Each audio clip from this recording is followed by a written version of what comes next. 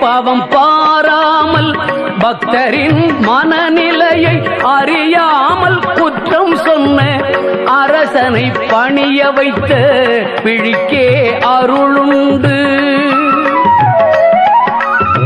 பழி பாவம் பாராமல் பக்தரின் மனநிலையை அறியாமல் குற்றம் சொன்ன அரசனை பணிய வைத்த விழிக்கே அருளுண்டு என்றுரைத்த பட்டருக்கு விரைந்து அருள் புரிந்த அபிராமியே சரணம், அபிராமியே சரணம்.